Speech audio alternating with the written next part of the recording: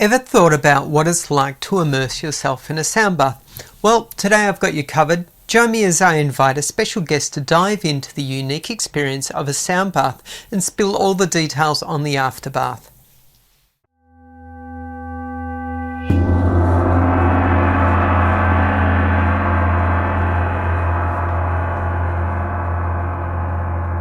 Welcome to the Afterbath, where we explore unique experiences and wellness practices. I'm your host, Matt. Today we have a special episode where we'll be diving into the world of sound baths.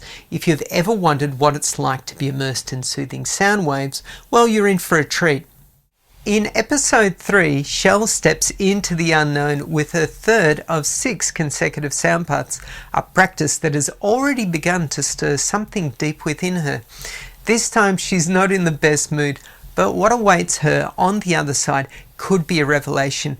As Shell reflects on her evolving relationship with wellness, you'll get an intimate glimpse into her raw, unfiltered thoughts before and after the session. What hidden truths will she uncover in this next sound bath?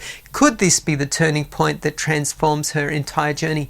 Listen in to discover how this experience might just hold the key to unlocking a new level of insight and clarity for her, and possibly for you too. Hi, Shell. Hi, Matt. How you feeling? I'm grumpy. I'm grumpy. Cool. Or not. Maybe it's not cool. Anyway, so you're here for your third sound bath? Yeah, great. Are you looking forward to anything in particular, or you're looking to clear anything, or? I've kind of got into the routine now. Yeah. So there's one part of me that feels like, here we go again. Yep. And there's another part of me knowing that I'm getting deeper into this, that something might go click, change. I don't know what to expect, but I do have a favour to ask. Yes, go for it. Is it okay if I take my camera in there and video a little bit of what you're doing from under the blankets? Absolutely, yeah. Because I usually have my eyes shut and Yep. I don't know what's going on. I Right. just hear the happy sounds around me, but I really don't know what you're doing. Got it. So would that be okay? Yes, that's totally fine. That'll be great. I'm sure the viewers would love to see it. Okay. Yeah. I'm going to see my point of view from under the blankets. Yeah, great. Cool. All right, should we go over sound bath? Yeah, let's get in the bath. Okay. Here's a glimpse of the typical setup I use during a sound bath. The participant lies comfortably among 7 Tibetan singing bowls. On the left side are bowls linked to the throat and third eye chakras, while on the right are larger bowls associated with the root, sacral and solar plexus chakras. A small bowl near the head corresponds to the crown chakra, and the heart chakra bowl is placed between the ankles. Above the participant's head is a gong with tuning forks and a wind chime, also used at the beginning and end of the session. For added comfort, a participant lies on 3 yoga mats and a sleeping bag covered with a heavy blanket to stay warm.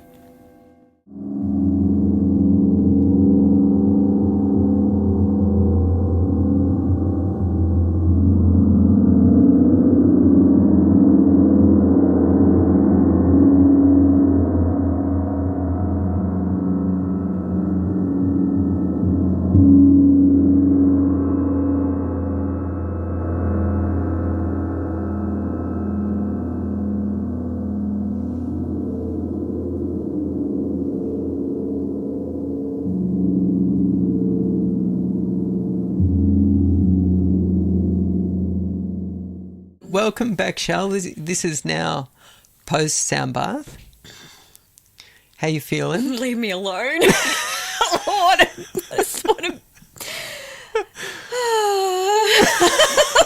I want to talk.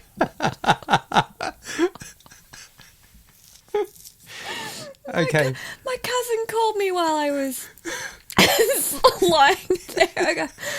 Because I can say this to her. Yeah. Hi, what do you want? And she, just from that, Yeah. she says, I don't know if you can have this on YouTube. She says, you sound like you've just had a whole bucket of weed. I go, really? You can tell that from one line. She goes, yeah, you sound like you're on endone right now. Oh, all right. Okay. I will try to be articulate. Okay. All right. Go for it. All right. So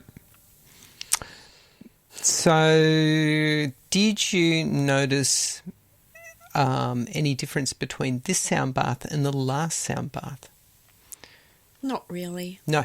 Okay, good. And so did you also notice any, say, epiphanies or during the week leading up to this sound bath, any breakthroughs or... any breakthroughs? Yes, and now I have to think. And switch on my brain and my mouth. All right. Yes, it was really noticeable, the change. Okay. And this is what the change was. Yep. I hope I can get this out. Okay. All right. So in general life, there are things that would bother me that feel urgent or feel important. A work assignment, an event I have to run, certain tasks I have to do, things that friends tell me that might feel dramatic and important that I need to respond to. And all of these things are important at a certain level because I need a job. I love my job, by the way. Yeah. And these things have to be done to get the show on the road. And my friends are really important and how they feel, all important. Things that I need to do around the house, all important. The wheels of life just keep turning, right? And then there's bigger issues about maybe plans that I have, taxes to be paid, etc. One thing in particular really niggled me this week. It's the sort of thing that most people would just have a real triggering response to. It was a traffic fine. It's like, so unfair, this didn't happen, and very triggering sort of thing, and it brings up all of the emotions. Here's the big difference with all of what I've just explained. Yeah. I'll give a few analogies to explain it. Yep. Otherwise, I'm not really going to make sense, because if I just say that none of it really felt very important, it doesn't really illustrate the shift. Got it. It was like this. An example, maybe not the best one. Imagine that I had a bloke next door who's really into drums and metal music, and in the middle of the night, that's what he wants to play, and I've got a paper-thin wall. This would be so irritating, grating, couldn't sleep. If any of the things that I mentioned were that, it was as if I had this really, really big sound wall between us. And I knew and could perceive and still hear that he's playing very loudly and playing something that's not my style of music. I do like some metal music, just as an aside. There's some really, really great metal out there. Anyway, never mind about that. It was as if I was padded. I was insulated from the annoyance of the experience. I remember reading a book by an author who, I forget the author, but I remember the analogy. She was a little girl. She'd won some sort of competition where she could take a flight. It was her first time ever to be in an aeroplane. Right.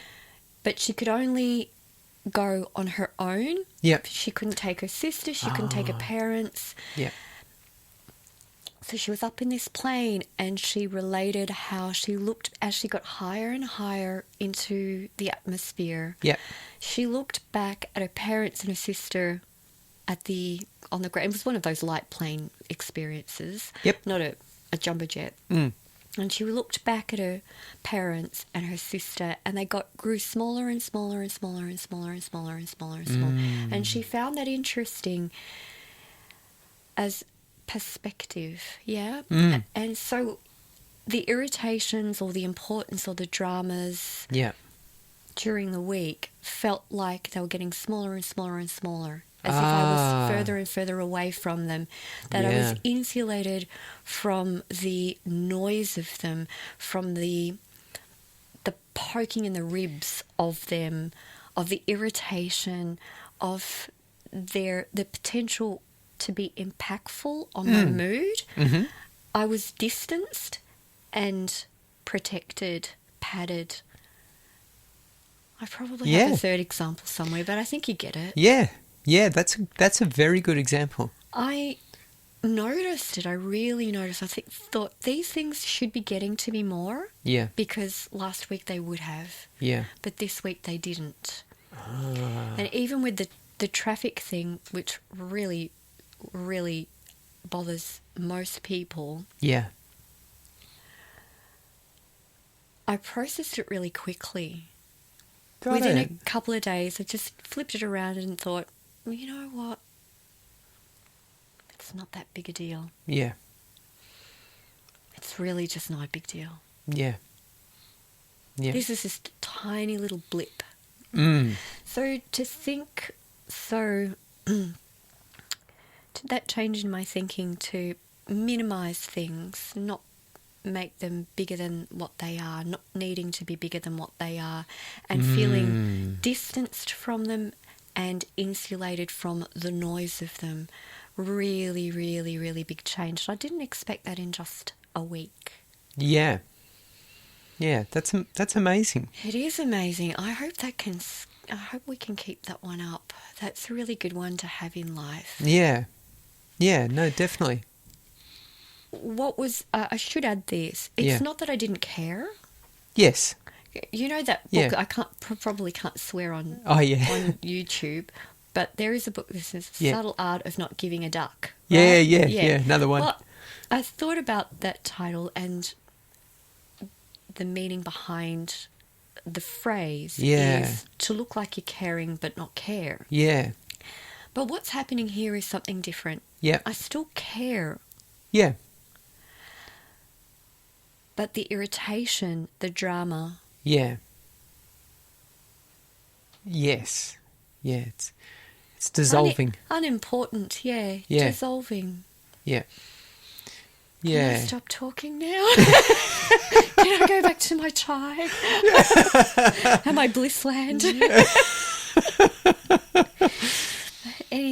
Sorry, your interview. Please keep asking questions. That's good. Okay, so is there any... I'll just ask you about the feeling that you're experiencing, because I think that might be a bit easier on you. So... So on a physical level, what's it feel like?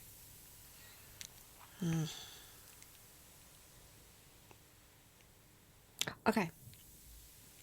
Is it trying to explain what's happening inside your own body to somebody else is a really difficult thing to relate. So I'll give it my best shot.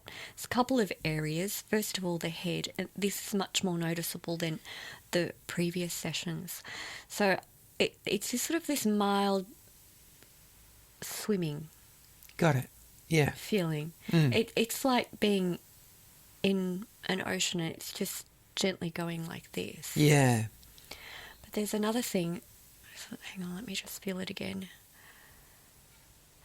I've lost the thought of it. So I'll just move away from that. So tummy. Yep. There's a calm in the tummy. Mm-hmm.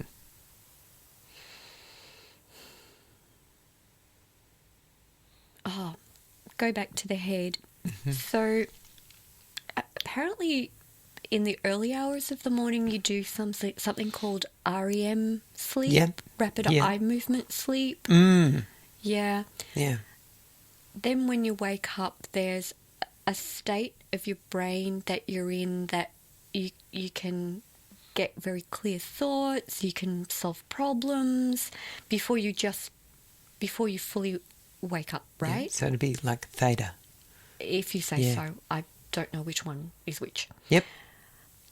That's what's happening. That's what Right. that's what it feels like. I don't know that that's what's happening, but that is definitely what it feels like. Yeah. It feels like a combination between still being in the REM sleep, because if you stopped asking me questions right now and I just shut my eyes, I can feel that they're wanting to just bounce around. Yeah. Yeah? Yeah. It's not an unpleasant experience. Yeah. Yeah?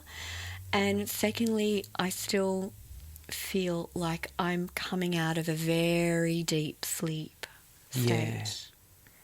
Yeah. Yes. So I hope that explains it somewhat. I think the other thing is that you'll have, and you may have found this during the week, maybe a little bit more energy. Not yet. Not yet. Okay. You That's made all some right. really big, I wouldn't say promises, but Yeah. claims last week. Yeah. Yeah, including I might grow wings and fly away at the end of this process. But one of them was having a lot more physical energy. Yeah. So I'm waiting for that. Yeah. That Yeah. would be good. Yeah. Yeah. What I experienced for myself was that I'd go through, the first stage for me was sleepiness. So that after I'd done, like a sound bath or whatnot, for a while I'd feel quite sleepy. When you say a while, how long's a while? Well, it could even be after a couple of sound baths. Like every time you do a sound bath, I get really sleepy. Mm-hmm. Yeah, I'm sleepy. Yep. Yeah. Sleepy happening right now. Yeah. But it's actually different from sleepiness. But sorry, Yeah. go on. And then I found that after a sound bath, I would just get blissful. Yeah, lots of bliss. Feel just wonderful. And then that transitioned to energy. Really? Yeah. I wonder if that will happen on the 4th session. Well, Yeah. we'll just have to see. What did it feel like for you when you say energy? Tell me what you were able to do that you weren't able to do prior. Yeah, yeah. So I would feel almost a little bulletproof. Ooh. Yeah, so like if something came my way, I'd be like, yeah, I can deal with this, no worries. Oh, so not in a gung-ho, I'm invincible, but just more capable Yeah. and have greater capacity to deal. Yes, absolutely. Oh, Yeah. So that's really a mental energy rather than a physical energy. Yeah. I didn't realise that's what you meant. Aha. Thank you, Matt. No worries. Thanks, Shell. Thank you for sound bath number 3. And we'll see you again next week for sound bath number 4. And they say 4's the charm. Yeah. Yeah. Yeah. Yeah. So Did you tell everybody that there were 21 bowls this time? Ah, yes. Okay, so this time we did 21 bowls. That was really crazy to walk in and see that. Yeah, that was a lot of bowls. A lot of bowls. Yeah. My goodness. Yeah. There was hardly any real estate left for all the bowls. Good grief. Yeah. Normally we only have 7 bowls. Yeah. Yeah. Yeah. But yeah, this time something a little bit special. It was spectacular to look at. Yeah. Yeah. So, we'll see about next week. Maybe we might go back to 7, or maybe we might try 14. Whatever you think, you are the expert with sound healing here, so whatever you think is best. Yeah. Yeah. I'll do some exploring. Okay. Great. Thank you, Matt. Thanks, Shell. And look forward to seeing you again next week. Okay. Okay. Thank you for joining us today. This has been a fascinating exploration of sound baths. If you've enjoyed this episode, be sure to subscribe and leave a comment. And join us again next week as Shell continues her journey with her 4th of 6 consecutive sound baths. Until next time, stay well and keep exploring new experiences.